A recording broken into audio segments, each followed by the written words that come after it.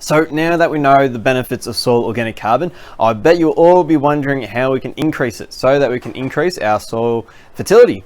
Well, it's very easy concept on how to increase our soil organic carbon, and it comes down to two factors. So the first one is carbon sequestration, and this is moving carbon into our soil. The second one that we need to learn is carbon protection, and that's keeping our carbon in the soil, because there's no point in moving all this carbon into our soil if it's just going to be lost back into the atmosphere. So we'll start with carbon sequestration. So if you're familiar with the carbon cycle, you'll know that plants take carbon dioxide out of the atmosphere and then move it into compounds such as glucose. So now the carbon is stored within our plants, or if the plants are eaten by our animals, it's stored within our animals or microbes. And so what happens now is that these organisms will die and then go into our soil, where they will decompose, and then as we discussed before, this organic matter will turn into soil organic matter, which will then turn into soil organic carbon. So this step is all about moving that carbon dioxide into our soil.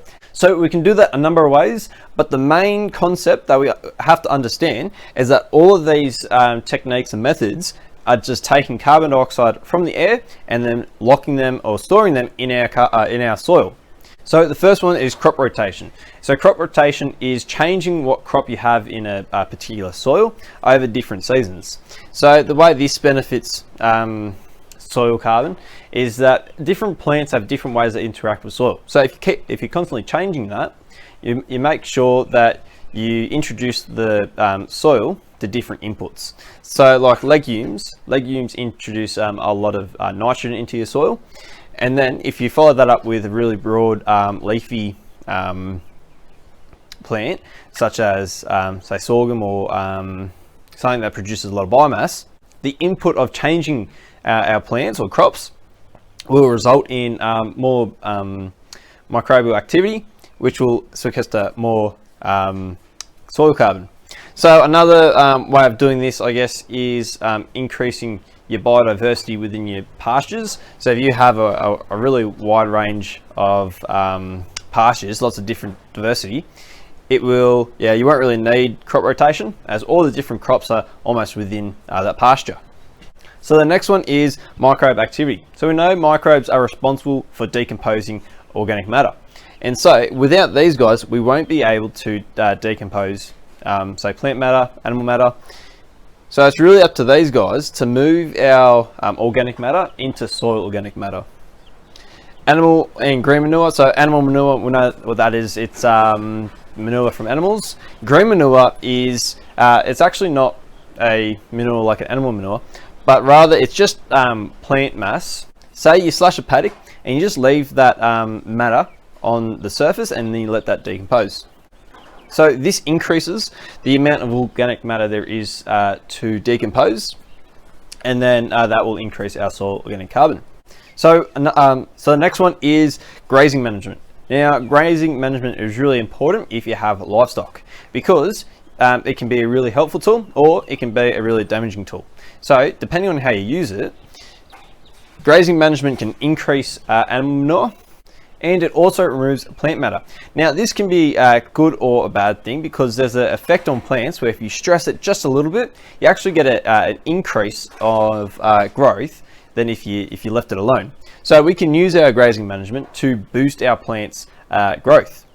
If you graze it too much, the plants can actually be set back and then preventing the photosynthesis, which prevents us sequestering carbon. So it's a fine line between grazing too much and not grazing enough, because we want to, at the end of the day, grow plants or grow animals so that we can sell and then drive profits for our business. So a way we can change our grazing management is to implement a strategy called rotational grazing. Now imagine if you have 10 different paddocks.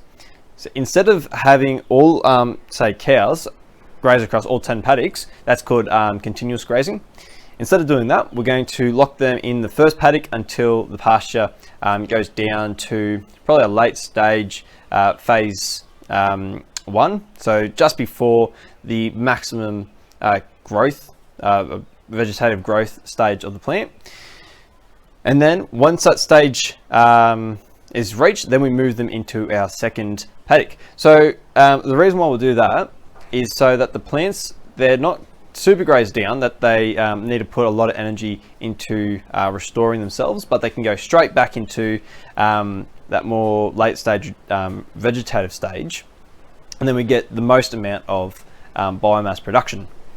And then if we do that across all our paddocks, we give the first paddock lots of time to recharge by the time the cows come back to that paddock.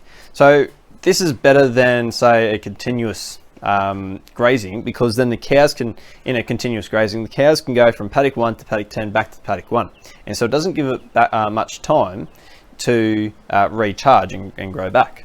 So another strategy that we can implement is the use of perennial pastures. So a perennial is a plant that lives across many different years. So not like an annual, which is just 1 year or 1 season. A perennial will live across multiple different years. Now, because perennials can live across lots of different years, it has a lot of time to increase its root growth. So you get really deep roots with your perennials. So that will hold your soil together, but it'll also move carbon into your soil through the roots. So that when this perennial dies, the roots will then decompose and it's already in the soil. So you don't need to move that green manure into your soil, it's already there.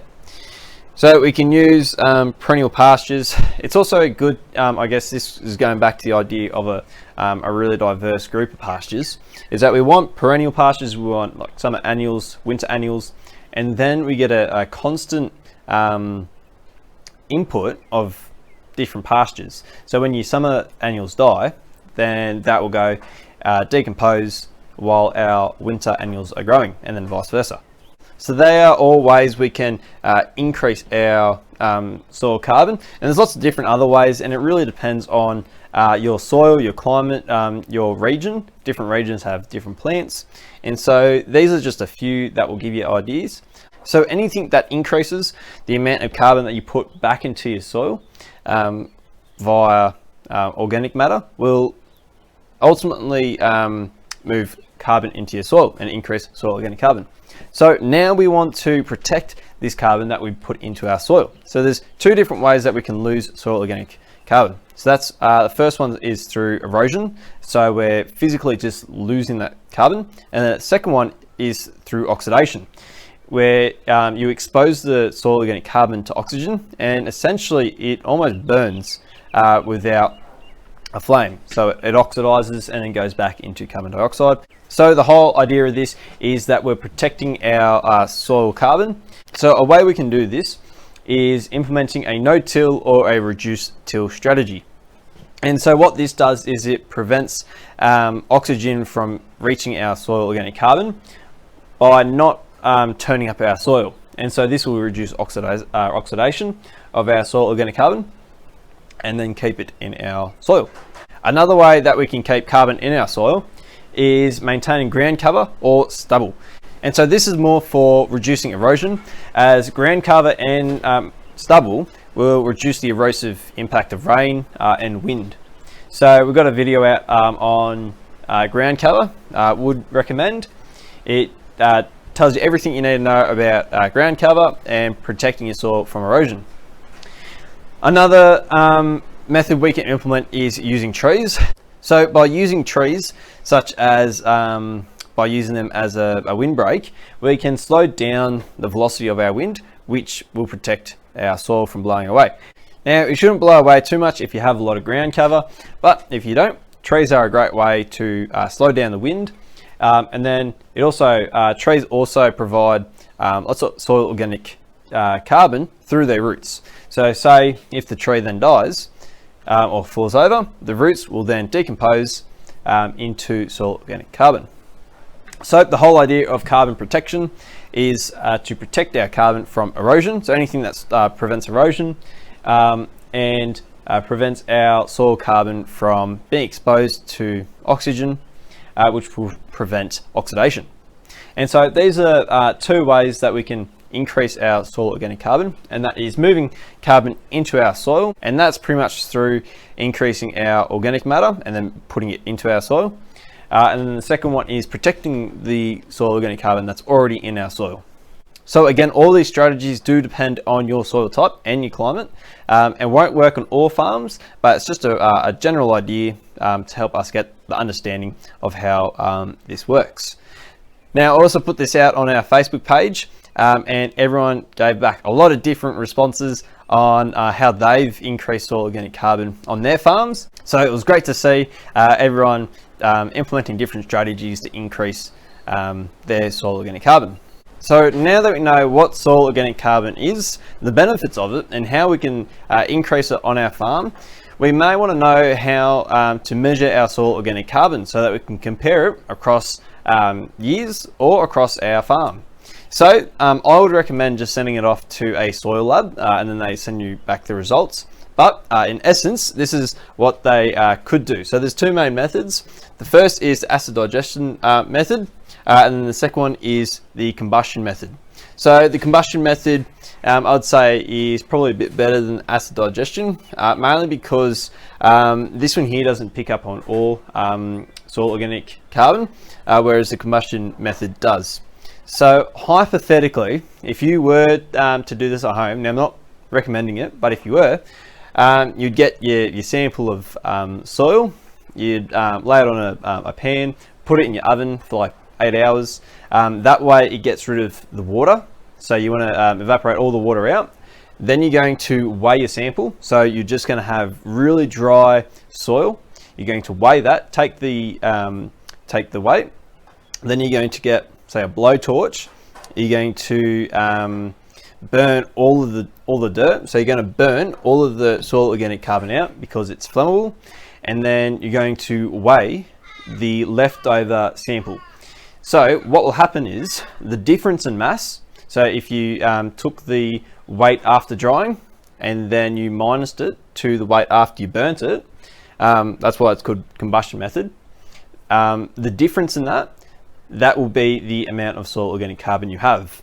So that will be expressed as a percentage of carbon by weight. So say you lost 1%. 1 gram per 100 gram of soil of your soil sample. That will be expressed as 1% carbon, or soil organic carbon. So if you have say 7%, that's 7 grams of soil carbon in 100 grams of soil. So if you want to work out your soil organic matter, you just timed your soil organic carbon by 1.72. Now that is assuming that your soil organic matter is made up of 58% soil organic carbon. So this is just a rough number, and it probably will change for different soil types. But if you want a rough idea, you times it by 1.72. So now it's probably more helpful to know how much soil organic carbon you have across a hectare, so across the area. So if we want to do that, so we measure that in tons of carbon per hectare. So to calculate that, you take your percentage, so soil organic carbon percentage, times that by your soil bulk density. So that is the amount of soil inside a specific area. And so you want that in megagrams per meters cubed. And then you're going to times that by your sampling depth. So some soils are deeper than others. So you times it by your sampling depth, and that will take into consideration how deep your soil is. So for example, if you had some soil that had a 1% soil organic carbon percentage, has a bulk density of 1.4, and you sampled it to 30 centimeters deep, then you'd have a soil organic carbon of 42 tons per hectare. Then you would have 42 tons of soil organic carbon across a hectare. So then we can use that to compare, I guess, across different parts of our farm or across different areas. Now, understanding this will allow you to compare different techniques. And like how I was saying, it's probably just easier and more time effective to just send it off to the soil labs. They'll send you back the results, and you could probably just get a couple of other tests done at the same time, say your nitrogen levels or your pH. But if you do want to do it yourself, then I wouldn't recommend it, but you know how to do it, I guess. Rightio, so we've just talked about the importance of soil organic carbon. So what is it exactly? It's pretty much organic matter that's decomposed with our soil. We get a range of benefits. We get chemical benefits, physical benefits, and biological benefits, all of which improve the productivity and fertility of our soil. Ways we can increase it is pretty much putting carbon straight into our soil. This is done by increasing the organic matter in our soil. The way that the carbon gets into our soil is by taking carbon dioxide out of the air, putting it into our plants, and then the plant matter, either by itself or after being processed by animals, goes back into our soil where it decomposes. And to measure this, it's best to just send it off to soil labs. So now you know why every sustainable farmer loves soil organic carbon. It fundamentally provides soil fertility to our soil and increases the productivity of our soil. If you thought this video was really helpful in explaining why soil organic carbon is fundamental for sustainable, actually not even just sustainable, fundamental for all agriculture, anything you need to grow plants, soil organic carbon is fundamental for. Anyway, if you thought that was really helpful, share with someone you think would really benefit from that, and also subscribe so you can see some more of our content. Thank you very much for watching. My name is Till Simmons, and this is Agriculture Explained.